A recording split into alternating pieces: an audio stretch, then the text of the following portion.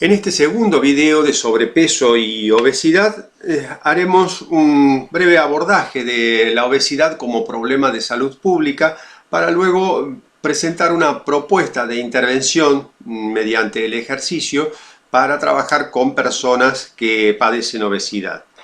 En esta breve reseña que vamos a hacer de los aspectos poblacionales, vamos a poder observar que en cada una de estos estudios que estamos citando, en absolutamente todos, tal como estos que estamos viendo de sobrepeso y obesidad en adultos, comparaciones que se hicieron entre los años 2005 y 2013, y el resto, como este de sobrepeso en adolescentes, que se hizo una comparación entre los años 2007 y 2012, absolutamente todos plantean incremento de la problemática, un agravamiento de la problemática, con datos alarmantes como estos que señalamos aquí. O sea que en la Argentina tiene la segunda tasa más alta de sobrepeso en niños menores de 5 años en la región de América Latina y el Caribe. Esto nos pone en términos más macro,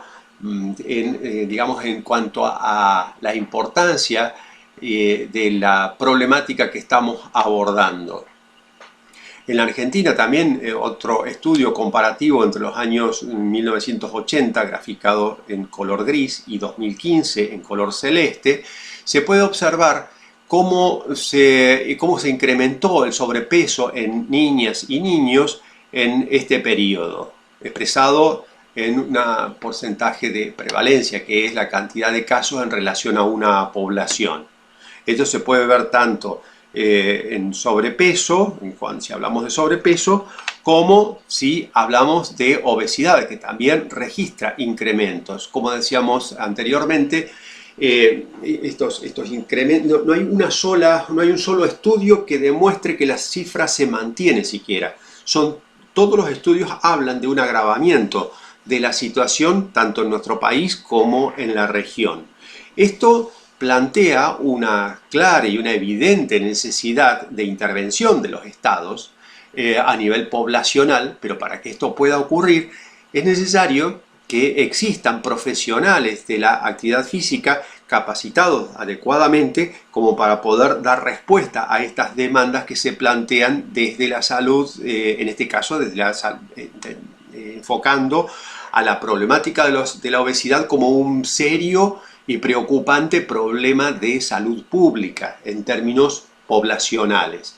Esto los estados deberían asumir que además de ser necesario en términos humanos para disminuir el padecimiento de las poblaciones cuyos destinos rigen, también en términos económicos a los estados deben entender que le deben resultar conveniente asumir políticas de estado que tiendan a prevenir toda esta problemática, toda esta consecuencia de la obesidad en términos poblacionales, por la simple y sencilla razón de que si esto no se cumple, las inversiones que deberían realizar los estados para paliar las consecuencias de la obesidad y de sus enfermedades derivadas ascenderían a cifras realmente alarmantes.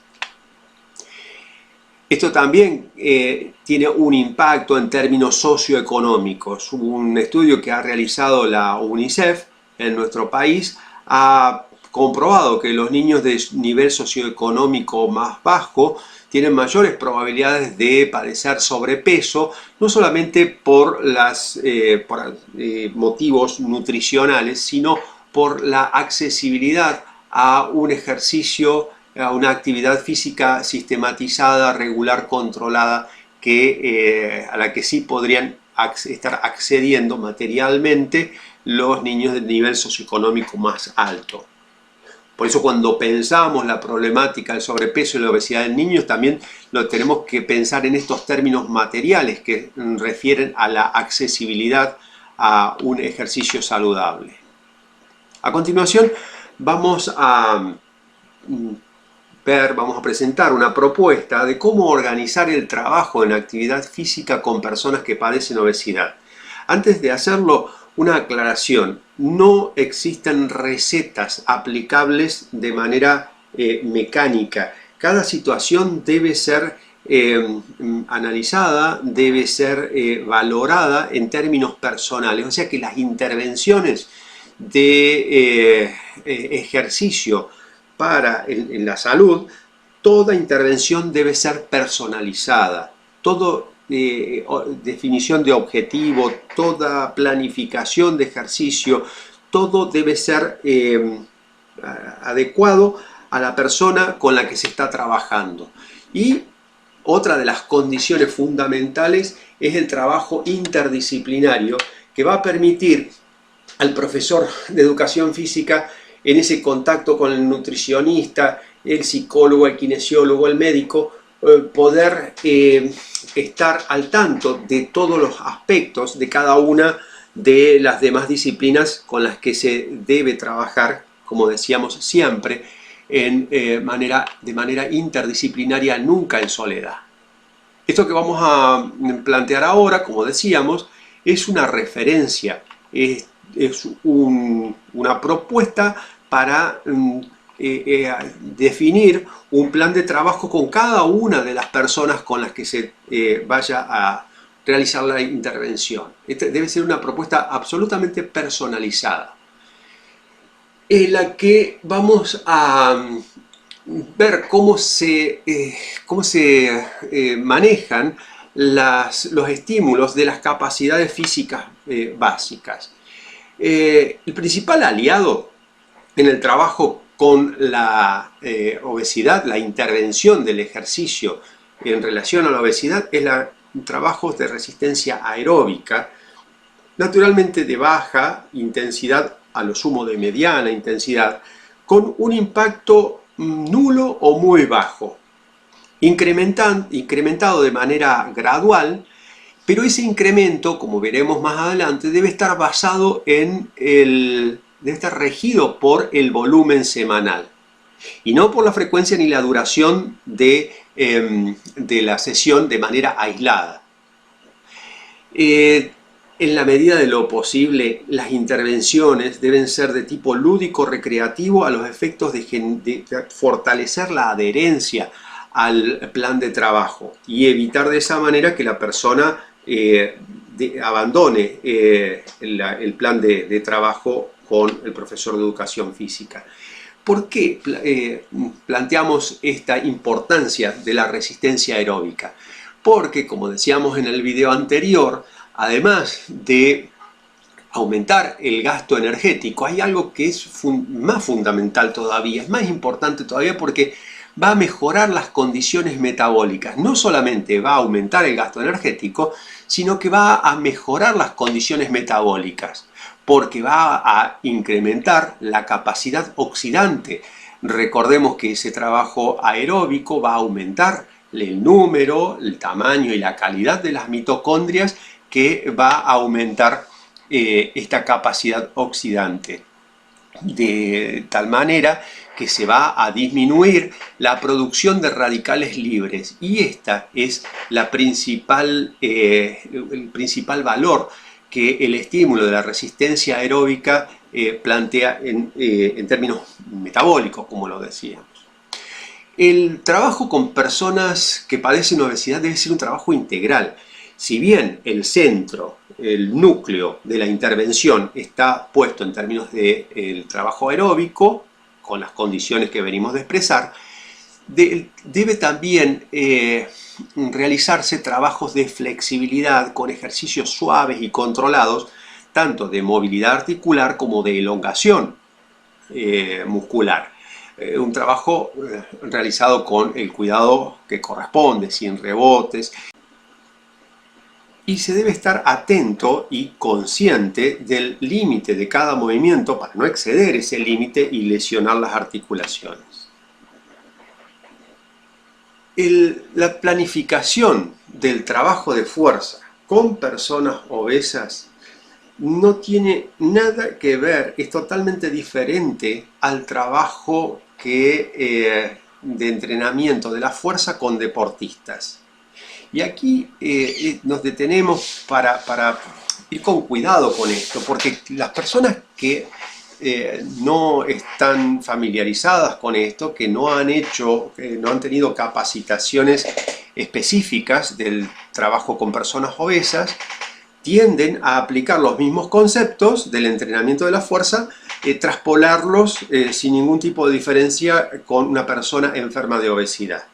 Y hay varios aspectos a tener en cuenta. El primero de ellos, los objetivos. No tiene nada que ver el objetivo que se plantea un deportista en su trabajo de fuerza con el objetivo que se plantea una persona enferma de obesidad que debe aumentar el gasto calórico y debe mejorar sus condiciones metabólicas.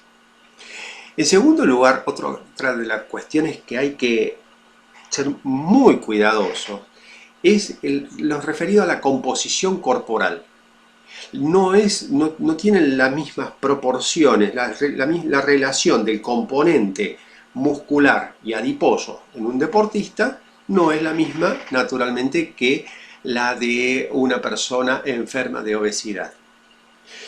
En este segundo caso, la persona que ya esa acumulación de tejido adiposo que la lleva a tener, como decíamos, generalmente un aumento de peso, cada uno de sus segmentos corporales pesa más de lo normal.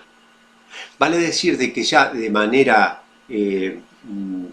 correspondiente con su nivel de obesidad, va a estar trabajando de manera espontánea, va a estar realizando trabajos con carga, a las cuales hay que ser cuidadoso a la hora de incorporarles cargas extras que se sumen a la carga que ya naturalmente debe movilizar debido al exceso de peso de sus diferentes segmentos corporales. Un muy buen trabajo para concientizar esto sería calcular el tonelaje de carga que moviliza una persona que padece obesidad en cualquiera de sus segmentos, calcular el tonelaje por segmento a lo largo de un día.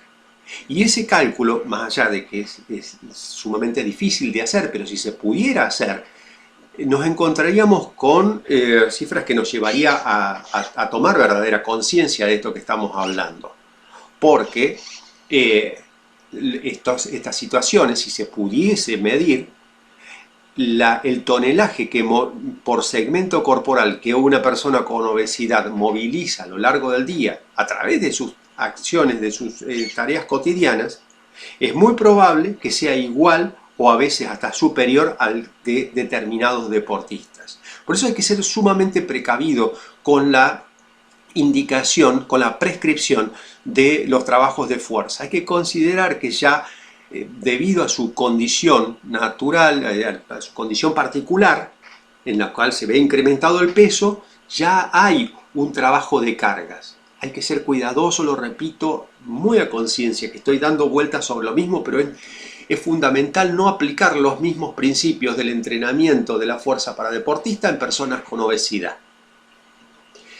¿Y cómo se regula todo esto? Siendo, como decíamos al principio de este apartado, cuidadosos en la personalización de los parámetros de la intervención, con referencia a la intensidad, al volumen, a la densidad que se va a prescribir. Y la otra de las capacidades que dejábamos para el final, la velocidad, también es diferente a las intervenciones, a los entrenamientos con deportistas. Por eso es que insistimos en que en salud hablamos de intervenciones a través del ejercicio y no de entrenamiento. Porque en este caso tampoco es comparable.